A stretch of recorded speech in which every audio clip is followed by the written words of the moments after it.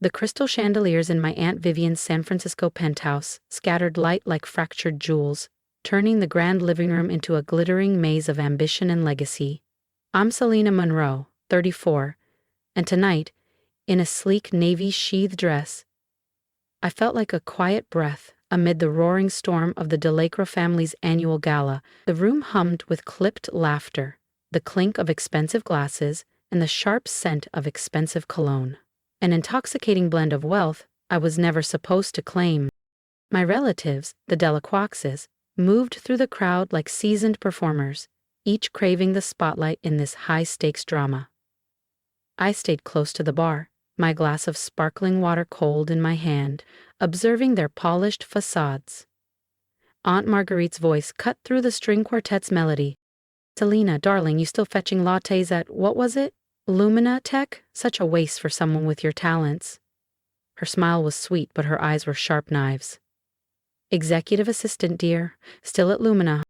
She raised a perfectly arched brow, clearly unimpressed. "Why not aim for something real, something worthy of the Monroe name?" I swallowed the retort that rose in my throat. Her words were a familiar refrain from a family that prized appearances over ambition, tradition over innovation. Then my cousin Julian swaggered over, his new title, Senior Legal Counsel at Delacroix Partners, adding to his swagger. "Selena, if you're tired of playing assistant, I could pull some strings for you in our legal department. Real work, you know." His smile was patronizing. I sipped my sparkling water, hiding the fire in my chest. If Julian knew I'd just closed a $50 million 0-cents consulting deal, he'd be the one shrinking in the shadows. "I'm happy where I am, Julian," I said softly. He snorted. "Happy's for the mediocre, Selena." I let his words drift past. My mind was already racing toward the Forbes feature Lumina's PR team was arranging. Here, in this sea of tailored suits and designer gowns, I was invisible. That I was already rewriting their story. 10 years ago, at 24, I stood in Aunt Vivian's mahogany-paneled conference room, heart pounding with hope. Fresh from my Stanford MBA, I clutched a portfolio of slides and big dreams, a bold plan to revolutionize small business consulting. For a precious 10 minutes, their faces were neutral, curious. Then, Uncle Laurent, who controlled the Delacroix real estate empire, chuckled dismissively.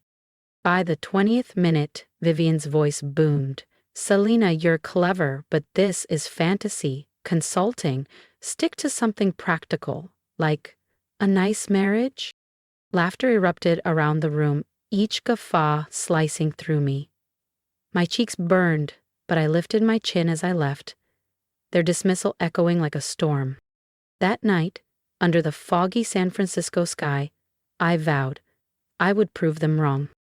I would build something they couldn't ignore, not for their approval, but for myself. I named it Zenith Solutions, a symbol of the heights I intended to reach. In a cramped loft above a bustling auto repair shop in San Francisco's Mission District, I poured every penny and ounce of myself into a vision no one else believed in. The Delacroix thought they'd silenced me, but they'd only sparked a fire that would outshine their chandeliers. Zenith Solutions was born in that cluttered space, with cracked hardwood floors and a single fogged window overlooking the graffiti-tagged alleys below. I was a one-woman army, armed with a laptop and a bold plan.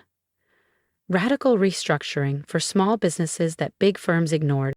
My first client was a struggling cafe on Valencia Street, drowning in debt and on the brink of closure. I spent weeks poring over their finances, renegotiating supplier contracts, and designing a turnaround strategy.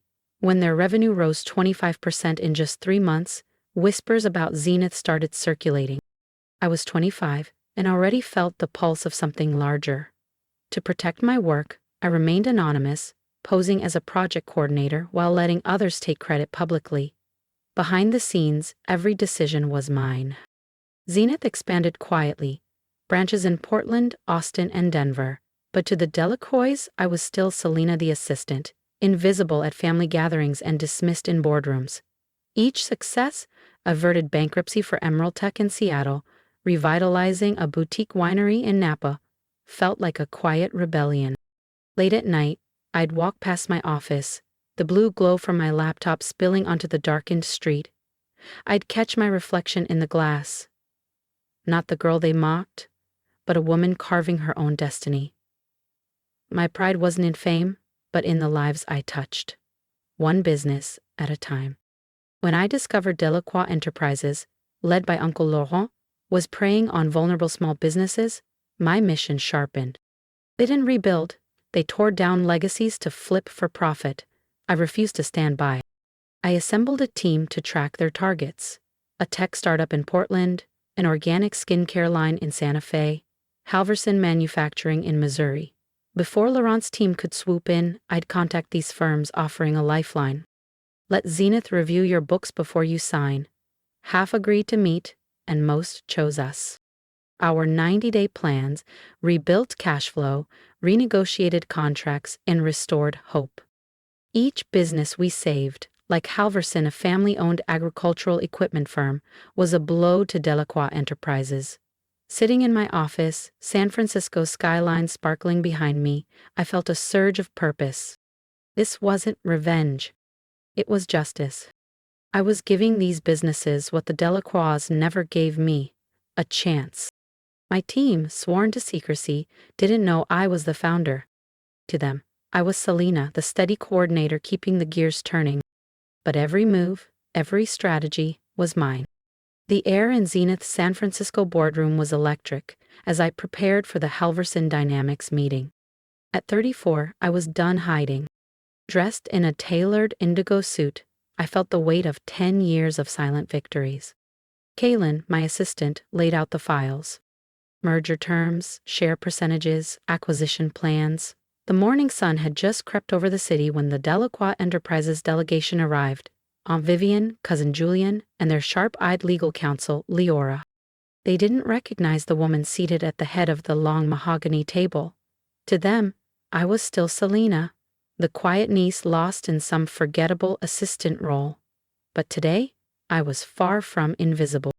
I pulled out a chair, my voice steady as I addressed them. Good morning. I'm Selena Monroe, CEO of Zenith Solutions, and I'll be leading today's meeting. Leora's pen clattered to the polished floor. Julian's jaw clenched. Vivian squinted, disbelief flickering in her eyes. You? CEO? Impossible. I smiled faintly. You never saw me because you never looked. I nodded to Kaylin, who began distributing folders detailing our terms. Partner with Zenith or lose Halverson Manufacturing to our 33% share acquisition, I stated clearly.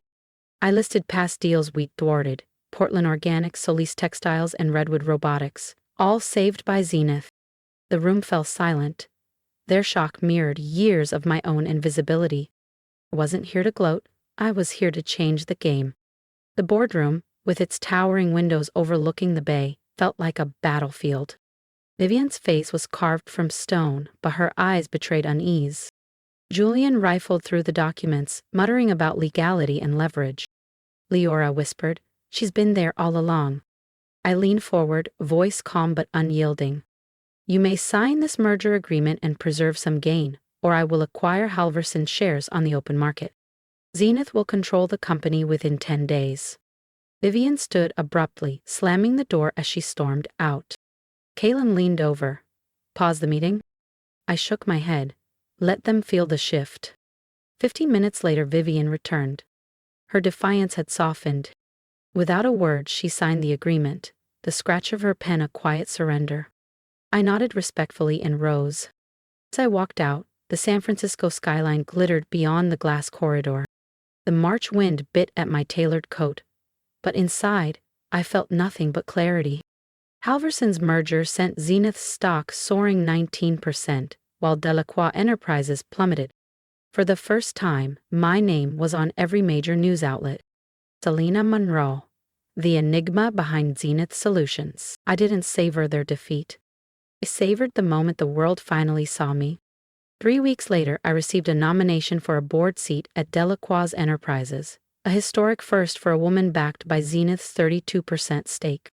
The boardroom, lined with grim-faced men in dark suits, felt like a cage. But I walked in wearing an ivory pantsuit, my presence a quiet storm. Eyes followed me as I took my seat, the air thick with anticipation. I wasn't just a guest anymore.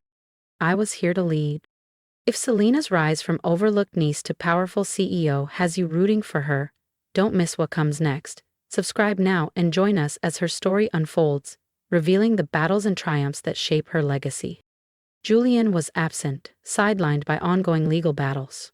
When I addressed the Delacroix board, my words were unwavering. Delacroix Enterprises will no longer strip struggling businesses for profit, I declared. We will rebuild them, renew them, restore their legacies. The applause started cautiously, tentative claps from a few corners, but soon swelled into something genuine, albeit awkward. Leora later emailed me an apology. You who accomplished the impossible, I want to learn from you. I saved the message but never replied. Vivian resigned, her letter raw and honest. I misjudged you, Selena. You've shown a better way. Aunt Alowan, caught in a viral clip mocking my ambitions, quietly disappeared from the public eye. At a major industry conference, Vivian nodded at me. No words, just respect. These moments weren't just victories. They were signs of a world slowly bending toward fairness. I stood by my office window, San Francisco's sparkling skyline a constant reminder. I hadn't built Zenith to destroy, but to heal. The spotlight found me, but I chose my stages carefully. In the summer of 2025, at a gala in Washington, D.C., I accepted the Strategic Innovator Award beneath a cloudless sky. Stepping onto the podium, I faced hundreds of expectant eyes. 10 years ago, I began. My family laughed at my dreams of consulting. They told me to marry well, not build. A ripple of laughter swept the room. But I listened, in my own way. I spoke of success not as wealth or awards, but as impact. The greatest honor, I told them, is the message from a student who says, I didn't think I could until I saw you. The applause that followed was long and fierce. Invitations poured in, from universities to women's summits. But I spoke to share, not to shine. I told of long nights buried in reports, of doubts clawing at my resolve, and the choice to stay hidden until I was ready. In their eyes, I saw my younger self, hungry for a spark. Inspired, I launched the Horizon Fund, a venture capital initiative dedicated to women-led startups. Sitting beside former assistants, single mothers turned entrepreneurs, my heart swelled, not for Zenith's size, but for the dreams we were igniting. One morning, an unmarked envelope arrived. Selena, for your eyes only. Inside was Vivian's resignation letter, heavy with regret. I thought business was power and control. You showed me humanity, Selena. I'm stepping down. I'm sorry. I sat at my desk, coffee warm in my hands, not triumphant but reflective. Change wasn't just in me, it was in the system that once confined me. I tucked Vivian's letter into Zenith's strategic journal, a quiet reminder that justice can come softly, in the handwriting of the last person you'd expect. The Horizon Fund's first meeting was a milestone. Women once overlooked, teachers, nurses, dreamers sat beside me, their voices bold and full of promise. Together we were not just building businesses. We were building futures. I saw my journey reflected in theirs, the pain of dismissal, the strength to rise again. Zenith Solutions had become more than just a company. It was a beacon for those who had been overlooked, underestimated, and underestimated yet again. I realized then that my legacy wasn't in flashy headlines or soaring stock prices. It was in the courage I passed on, in the freedom to dream without fear or apology. 3 months after the Delacroix board meeting, my life was unrecognizable. No more hiding behind the facade of an assistant or the shadow of a silent strategist. I was Selena Monroe, symbol and advocate for those told they didn't belong. The world had finally seen me, but I stayed grounded, choosing the battles and stages that truly mattered. At a women's leadership summit in San Francisco, I spoke to a packed auditorium of young women whose eyes sparkled with possibility and quiet defiance. Power isn't handed to you, I told them. It's built step by step, especially when no one believes you're capable. Zenith continued to grow, but my heart belonged to the Horizon Fund. Through it, we funded startups led by women who had been dismissed, teachers turned techpreneurs, single mothers launching social enterprises, veterans innovating healthcare. Their businesses blossomed like spring after a long, unforgiving winter. And my true legacy became clear. It wasn't the empire I had built from the ground up. It was the doors I opened for others. I was once the girl laughed at by her own family, branded unworthy for daring to dream beyond the narrow expectations set before me.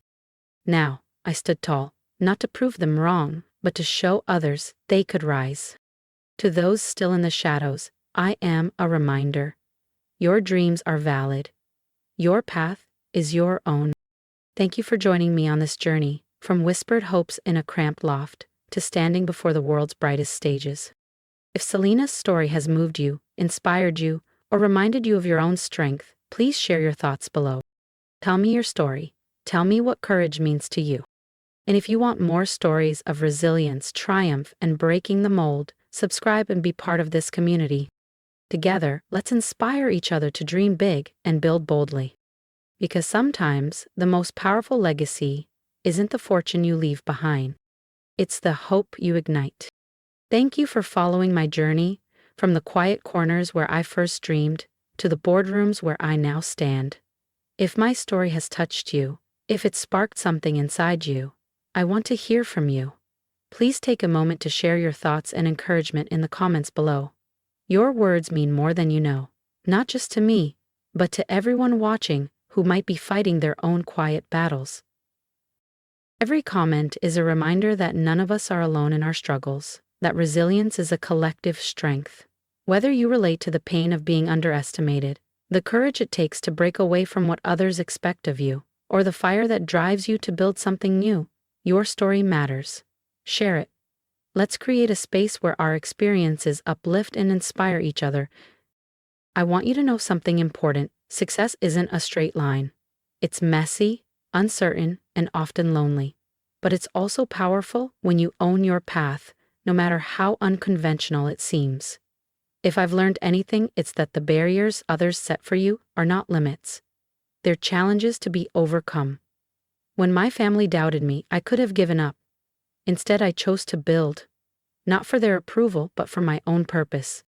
So here's my advice, from one dreamer to another. Believe in your vision even when it feels like the whole world is telling you to stop. Surround yourself with people who see your potential and lift you higher, and don't be afraid to start small. Every empire begins with a single, determined step.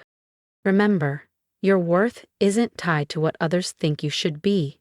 It's rooted in your passion, your perseverance, and your willingness to keep going when it's hardest.